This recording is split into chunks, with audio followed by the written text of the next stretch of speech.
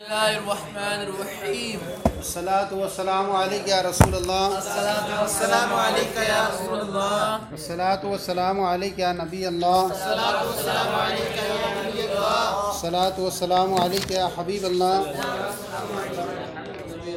وعلی آلک و اصحابک یا نور اللہ، وعلی آلک و اصحابک یا نور اللہ، صلی اللہ تعالی علیہ وسلم۔ کل کے بیان میں ہم نے خبر مشہور اور خبر متواتر کے بارے میں تفصیل کے ساتھ پڑھا تھا۔ آج جو ہے آپ کے سامنے جو ہے وہ خبر واحد کے بارے میں پیش کرتے ہیں۔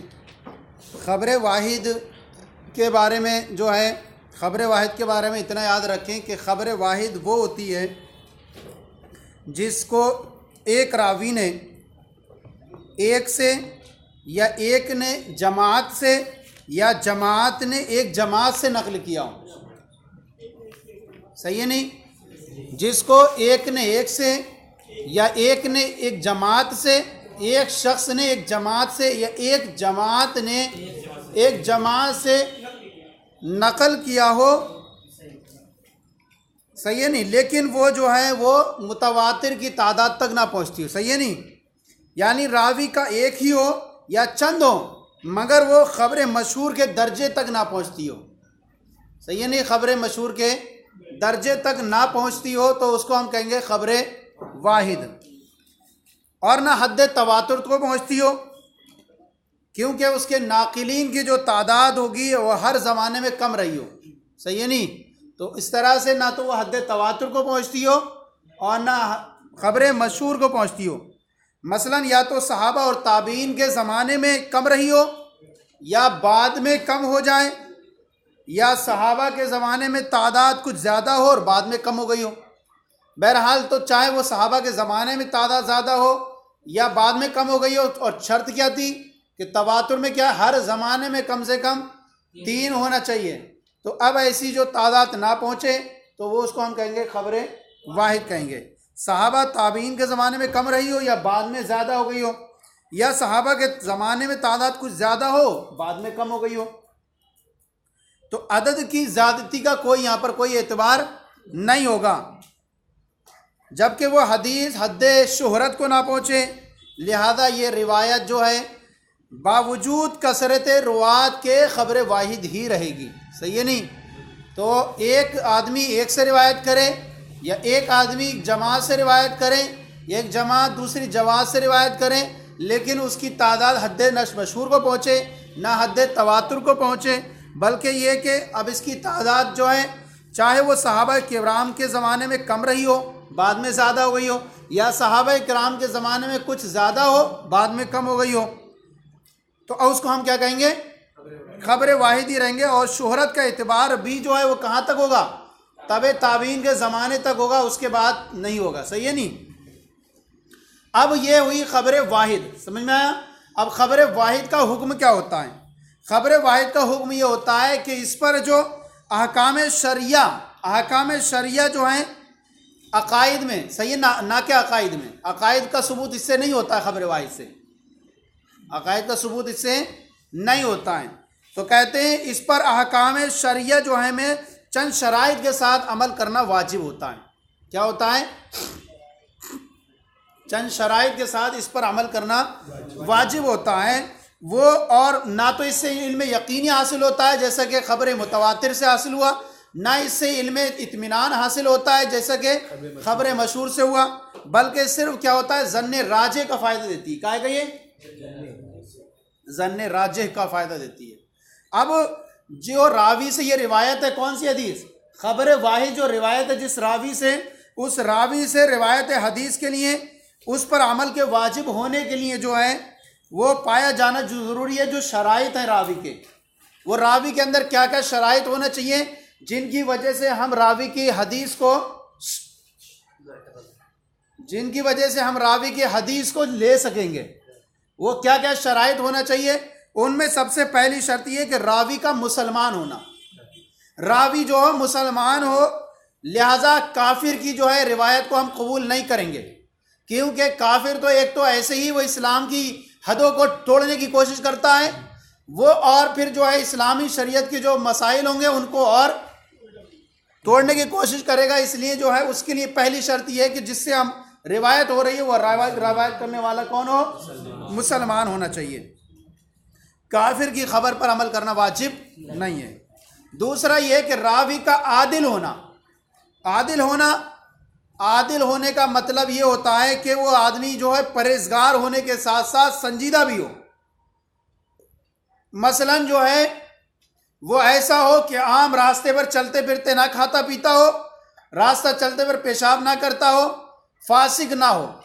کہ فاسق ہوگا تو جب انسان جو ہے فاسق ہوگا جو وہ عام باتوں میں جو ہے لحاظ نہیں کر پاتا ہے، غلط بول دیتا ہے، تو شریعت اسلامیہ میں کیا بعید ہے کہ وہ غلطی کا جو ہے ادراک کر لے گا، غلطی کر لے گا، تو لہذا فاسق کی خبر بھی اگر فاسق ہے تو اس کی روایت بھی قبول نہیں ہوگی۔ تو کیا ہوئی؟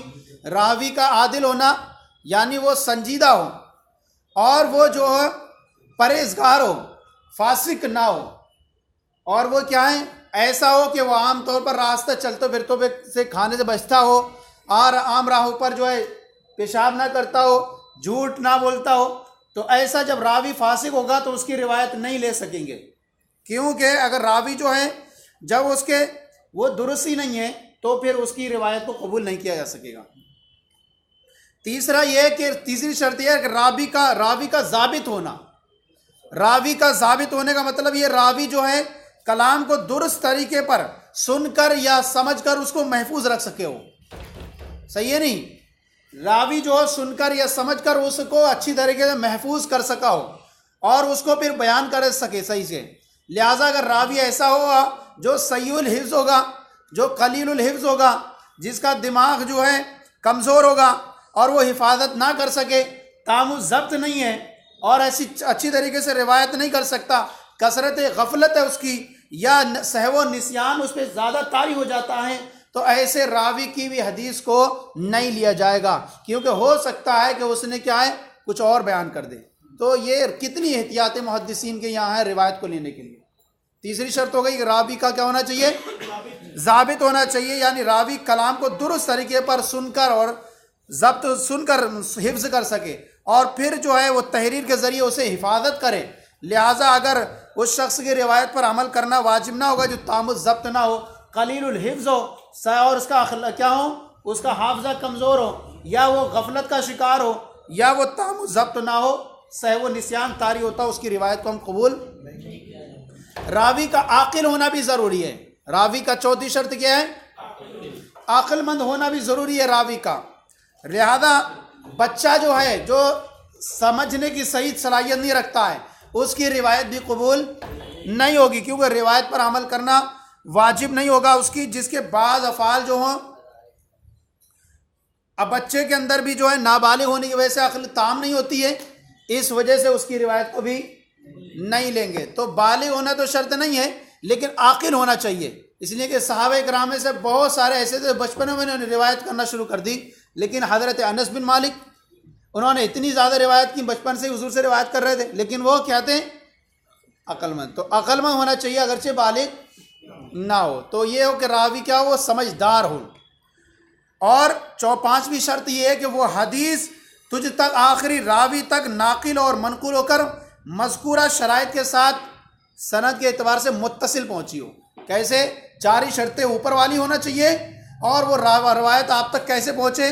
بالکل سلسلہ پہنچنا چاہیے، کہیں پر اس میں انقطاع نہ پایا جائے۔ چاروں شرطیں بھی پائے جانا چاہیے، جس نے روایت کی ہمیں وہ راوی مسلمان بھی ہو، جنہوں نے روایت کی ہمیں راوی تام ضبط بھی ہونا چاہیے، راوی جو ہے عادل بھی ہونا چاہیے، اور راوی جو عاقل ہو۔ تو یہ چاروں شرطیں پہلے پائی جائیں، اور پانچویں شرط یہ کہ وہ روایت کیسے پہنچی ہو؟ متصلاً پہنچی ہو، کہیں بھی انقطاع نہ پایا جاتا ہو۔ یہ تو ہوئی راوی کے بارے میں۔ اب راوی کی دو قسمیں آ جاتی ہیں آگے چل کے، کہ ایک راوی ہوتے ہیں راوی علم اور اجتہاد والے، ایک راوی علم اور اجتہاد والے ہوتے ہیں، اور دوسرے جو ہیں اجتہاد والے نہیں ہوتے ہیں۔ تو جو راوی علم اور اجتہاد والے ہوتے ہیں وہ اگر حدیث حضور صلی اللہ علیہ وسلم کی ایسی حدیث بیان کرتے ہیں جس میں ہمارا قیاس کہتا ہوگا یہ نہیں ہونا چاہیے، تو ہم قیاس کو چھوڑ دیں گے لیکن حدیث کو وہاں پر ترجیح دیں گے۔ صحیح ہے نہیں؟ اب تھوڑا سا یہاں دیکھ لیں، بس پھر ایک دو مثال پیش کر دوں گا میں۔ وَإِنَّمَا الْكَلَامُ فِي أَحَادٍ، اور ہمارا کلام یہاں پر جو ہے وہ احاد کے بارے میں، خبر واحد کے بارے میں. فَنَقُولُ، تو ہم کہتے ہیں خبر الواحد ہوا ما نقل واحد عن واحد، وہ خبر واحد وہ ہے جس کو نقل کیا ہو ایک شخص نے ایک سے، او واحد عن جماعت، یا ایک نے روایت کیا ہو جماعت سے، او جماعت اقل من عدد التواتر، یا ایسی جماعت نے روایت کیا ہو جو تواتر کی تعداد سے کم ہو، ان واحد، ایک سے روایت کیا ہو. ولا عبرۃ للعدد، اور عدد کی اعتبار نہیں ہے. اذا لم تبلغ حدت مشہور، جب تک کہ وہ کیا ہو روایت حد مشہور تک نہ پہنچتی ہو.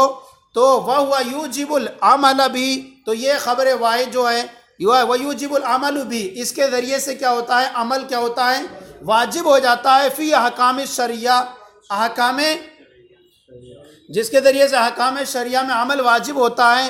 بے شرط الاسلام، اسلامی راوی، اس شرط کے ساتھ کہ راوی کیا ہو، مسلمان ہو. و عدالتی، اور راوی کی عدالت کے ساتھ. و ضبطی، اور اس کے ضبط اور حافظے کے مضبوط ہونے کے ساتھ. و عقلی، اور اس کے عاقل مند ہونے کے اعتبار سے. و اتصالی بکا من رسول اللہ صلی اللہ علیہ وسلم، اور اس کا جو ہے آپ سے متصل اتصال ہوتا ہو رسول اللہ صلی اللہ تعالیٰ علیہ وسلم سے. یعنی رسول اللہ صلی اللہ علیہ وسلم سے آپ تک وہ کیا ہوتی ہو، متصلاً آتی ہوتی ہے. 5 شرطیں ہوئی اس کے لیے، کیا ہو، راوی مسلمان ہو، عادل ہو، ضابط ہو، اور عقل مند ہو، اور کیا ہو، وہ روایت ضابط ہو، راوی کیا ہو، ضابط ہو، حافظہ اس کا مضبوط ہو. صحیح ہے نہیں، عقل مند ہو، اور وہ حضور صلی اللہ علیہ وسلم سے تم تک کیا ہو، متصلاً پہنچی ہو. بہذا الشرط، کون، اس شرط کے ساتھ، یعنی جو اوپر ہوئی. اب بس تھوڑا سا میں ذکر کروں گا، بس تھوڑا سن لیجئے.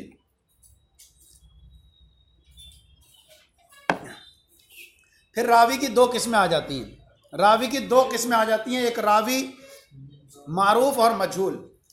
راوی جو معروف ہیں، ایک راوی ایسے ہیں جو علم والے بھی تھے اور اجتہاد والے بھی تھے. صحابہ اکرام میں سے جو راوی ہیں وہ روایت کرنے والے بعض تو ایسے تھے جو صرف روایت کرتے تھے، مجتہد نہیں تھے، اور بعض صحابہ ایسے تھے جو مجتہد بھی تھے اور صاحب علم بھی تھے. لہٰذا ایسے راوی جو علم والے ہیں اور اجتہاد والے ہیں، اگر وہ کوئی حدیث حضور صلی اللہ علیہ وسلم سے بیان کرتے ہیں، حضور صلی اللہ علیہ وسلم سے حدیث روایت کرتے ہیں، حالانکہ ہمارا قیاس چاہ رہا تھا یہ نہیں ہونا چاہیے، لیکن ہم قیاس کو چھوڑ دیں گے اور حدیث کو وہاں پر کیا کریں گے، ترجیح دیں گے. ان میں سے جو راوی علم والے اور اجتہاد والے ہیں، ان میں سے خلفائے راشدین، ابادل ثلاثہ.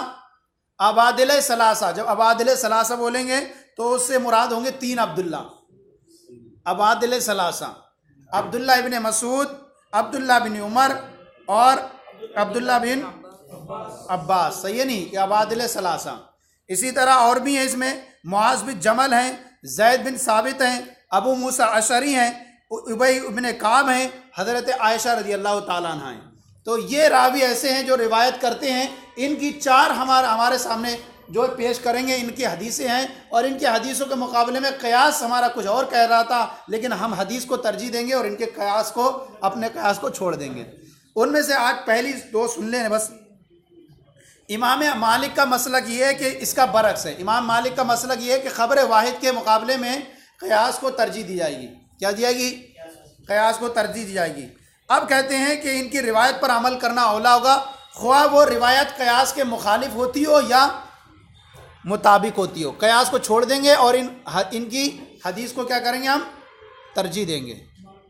کن کے؟ ہمارے نزدیک کیا ہے، ان کی روایت کو ترجیح دیں گے، چاہے وہ قیاس کے مطابق ہوتی ہو یا مخالف ہوتی ہو. پہلی حدیث دیکھ لیں بس. نبی کریم صلی اللہ تعالیٰ علیہ وسلم کی حدیث پاک امام محمد نے کہہ والی حدیث کو روایت کیا ہے. کہہ والی حدیث کو، اس کے راوی ابو موسیٰ اشعری بھی ہیں. صحیح ہے، جو علم اجتہاد میں معروف اور مشہور ہیں. روایت کرتے ہیں کہ نبی اکرم صلی اللہ تعالیٰ علیہ وسلم نماز پڑھا رہے تھے، اور ایک اعرابی مسجد کے قریب آئے. جب صف کے قریب آئے تو وہ کوئی نالا یا گڑھا تھا چھوٹا سارا، وہ نابینا، ان کی آنکھ میں کچھ کمزوری تھی، اس کی وجہ سے وہ صحیح دیکھ نہیں پائے اور وہ اس میں گر گئے.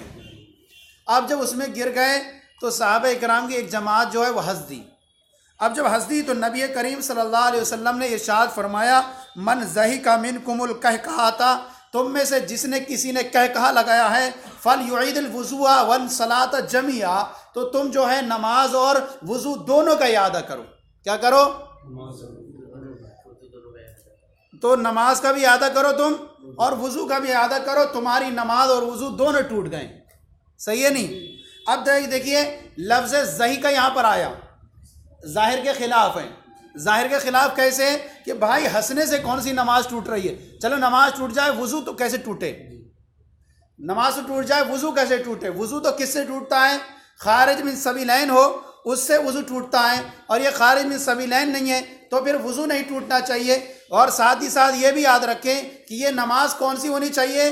رکوع سجود والی نماز ہونی چاہیے. لہٰذا اگر کسی نے نماز جنازہ میں قہقہہ لگایا تو اس سے وجہ سے نماز تو ٹوٹے گی لیکن وضو نہیں ٹوٹے گا، کیونکہ یہ نبی کریم صلی اللہ علیہ وسلم نے خلاف قیاس فرمایا تھا، اور خلاف قیاس جو چیز ثابت ہوتی ہے شریعت سے وہ اپنے موردی پر ہی محصور رہتی ہے، وہ اس کا حکم جو ہے دوسری طرف نہیں لے جا سکتے. صحیح ہے؟ تو یہاں پر حضور نے منع فرمایا کہ نماز ٹوٹ گئی اور وضو ٹوٹ گیا لہذا وضو کر کے آؤ. ہاں یہاں پر یہ بھی شرط ہے کہ یہ جو ہے قہقہے سے نماز میں وضو کا حکم رکوع سجود والی نماز میں ہے، اور ساتھ ہی ساتھ اس میں بالغ ہونا چاہیے. کیا ہونا چاہیے؟ نابالغ کا بچے کا وضو قہقہہ لگانے سے وضو نہیں ٹوٹے گا بلکہ صرف نماز ٹوٹ جائے گی. تبسم جو ہے اس سے صرف کیا ہوگا؟ نہ نماز ٹوٹے گی نہ کچھ ہوگا. قہقہے سے نماز ٹوٹ جائے گی، وضو بھی ٹوٹ جائے گا. صحیح ہے نہیں؟ تو اب یہ ایک روایت ہوئی. دیکھیے قیاس کیا چاہ رہا تھا؟ قیاس کیا چاہ رہا تھا؟ قیاس یہ چاہ رہا تھا کہ نماز چلو چھوٹ جانا چاہیے، وضو نہیں ٹوٹنا چاہیے، کیونکہ یہاں تو کوئی ایسی چیز نہیں نکلی ہے جس سے وضو ٹوٹنا لازم آئے. لیکن چونکہ روایت کرنے والے کون ہیں؟ جو علم و اجتہاد کے بلند و والا انسان ہیں، تو اب ان کی روایت کو ترجیح دیں گے اور یہاں قیاس کو کیا کر دیں گے؟ چھوڑ دیں گے. ثم الراوی فی الاصل قسمان، پھر راوی کی جو ہے اصل میں کیا ہے؟ دو قسمیں ہیں. معروف بالعلم والاجتہاد، جو ایک ہیں وہ جو علم اور اجتہاد کے ساتھ کیا ہو؟ مشہور ہیں.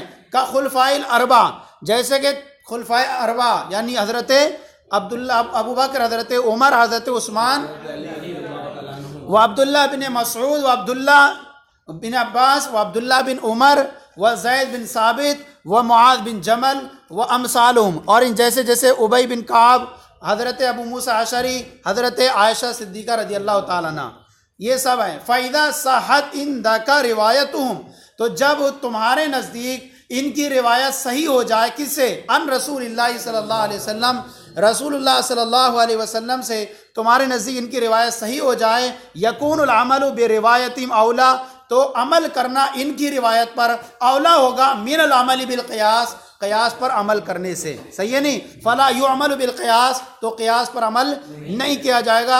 ولہذا روا محمد رحمہ اللہ تعالیٰ، اسی وجہ سے کہ امام محمد رحمہ اللہ تعالیٰ نے روایت کی ہے حدیث الاعرابی، اس اعرابی کی حدیث کو، الذی کان فی عینی سون، جس کی اس کی آنکھ میں کچھ خرابی تھی. کیا تھی؟ حضرت امام محمد رضی اللہ تعالیٰ نے روایت کیا اس راوی کی حدیث کو جس کی آنکھ میں کچھ خرابی تھی. فی مسئلۃ القہقہہ تھی، کیا ہے؟ قہقہہ والے مسئلے میں. وترک القیاس بھی، اور اس حدیث راوی کی وجہ سے انہوں نے کیا کر دیا؟ قیاس کو. یہ ایک مثال ہوئی. صحیح ہے؟ وقت کی قلت کے سبب اسی پہ اکتفا کرتے ہیں. انشاءاللہ اگلی بار میں 3 مثالوں کو اور آگے اپنے سامنے پیش کریں گے. اس کو نقل کر لیجئے، پھر آگے پڑھانے میں آسانی ہوگی. ترجمہ سمجھ میں آ گیا؟ جب تمہارے نزدیک ان کی روایت صحیح ہو جائے رسول اللہ صلی اللہ علیہ وسلم سے، تو عمل کرنا ان کی روایت پر اولا ہوگا قیاس پر عمل کرنے سے. لہذا قیاس کو عمل نہیں کیا جائے گا. اسی وجہ سے امام محمد نے اس اعرابی کے حدیث کو روایت کیا جس کی آنکھ میں کچھ خرابی تھی قہقہہ والے مسئلے میں، اور اس کی راوی کے حدیث کی وجہ سے قیاس کو ترک کر دیا. اور جو ہے ایسی صورت میں نماز بھی ٹوٹ جائے گی اور وضو بھی ٹوٹ جائے گا، لیکن وہ نماز ایسی ہونی چاہیے جو رکوع سجود والی ہو. نماز جنازہ میں اگر ہنستا کوئی تو صرف نماز ٹوٹے گی، وضو نہیں ٹوٹے گا. اور یہ بھی شرط ہے کہ وہ کون سے ہونا چاہیے؟ بالغ لوگ ہونا چاہیے، کیونکہ یہ نماز کون سی تھی؟ بالغوں کی تھی.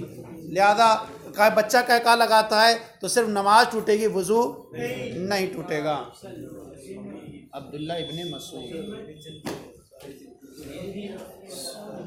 صاحب الحصیر والوسادہ والنعلین، یہ عبداللہ بن مسعود حضور صلی اللہ علیہ وسلم کے چٹائی اٹھانے والے، بستکیہ اٹھانے والے، نعلین اٹھانے والے، یعنی پورے گھر کا سفر حضر میں سب حضور کے ساتھ رہنے والے تھے۔